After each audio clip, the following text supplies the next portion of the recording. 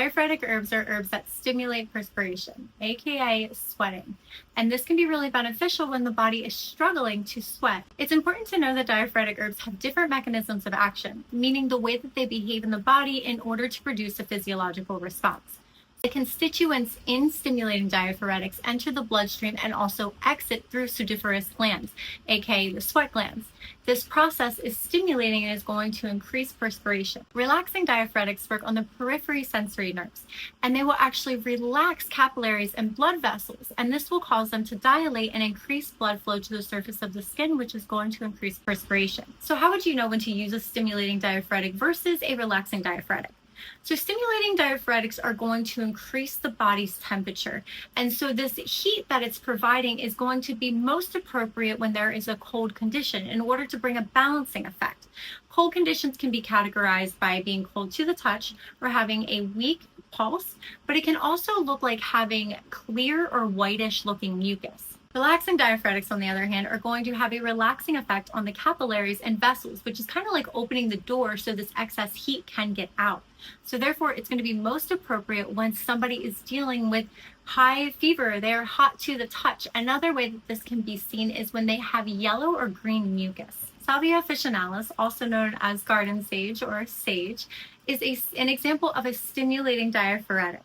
This one has antiviral, antibacterial, antimicrobial, anti-inflammatory, expectorant, antispasmodic, and carminative properties. What does all this mean, and how would you know when to use them? Well, this one would be supportive for viral and bacterial infections, especially when they are accompanied by a thick, stagnant mucus that accumulates in the throat or the nasal passages, and especially if that mucus has a clear look to it. In this case, I would suggest drinking it as a warm infusion. This one is also supportive for inflamed, bleeding gums, mouth ulcers, laryngitis, or sore throats. Something really interesting about this herb is it's actually specifically indicated for excessive perspiration. Well, how does that make sense? Well, one of the constituents in Salvia officinalis is tannins, and tannins happen to have an astringent effect, meaning that they're going to tighten and tone tissues.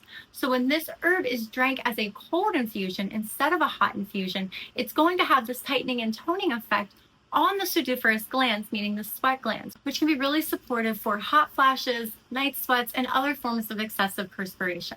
I would not recommend taking Salvia officinalis if you are breastfeeding because it can dry up breast milk. With that being said, it can be supportive if you are weaning your baby off of breast milk. Additionally, I do not recommend this one if you are pregnant because of its uterine stimulant effects. Matricaria recutita, or commonly known as German chamomile, outside of being a relaxing diaphoretic, Matricaria recutita also has antiviral, antibacterial, anti-inflammatory, antispasmodic, and antiseptic properties. Additionally, it also has carminative, vulnerary, gastroprotective, and nervine properties. Matricaria is going to be supportive for fevers that are characterized by excess heat. So feeling hot and dry to the touch, a rapid pulse, and green-yellow mucus. Additionally, this can look like tossing and turning and feeling really irritable and just being incapable of relaxing because of all the tension within the body. This herb is not only going to relax the periphery, capillary, and veins to release that excess heat and to help the body to regulate its temperature, but it's also going to help relax the body so these individuals can finally get the rest that they need in order for their body to fight this infection, while it's also providing the antiviral, antibacterial, antiseptic, and antimicrobial properties to assist the body in this battle. Additionally, this herb is incredibly specific for whiny, cranky individuals, not just when they're sick.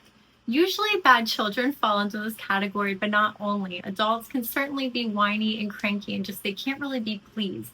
This one has this soothing, motherly effect, and it's incredibly gentle and safe. I recommend drinking this one as a hot infusion, and if you are dealing with a fever or an infection, it's best to drink this one every couple hours so that these constituents are regularly being dropped into the bloodstream. All right, that's it for this video. Until next time, bye.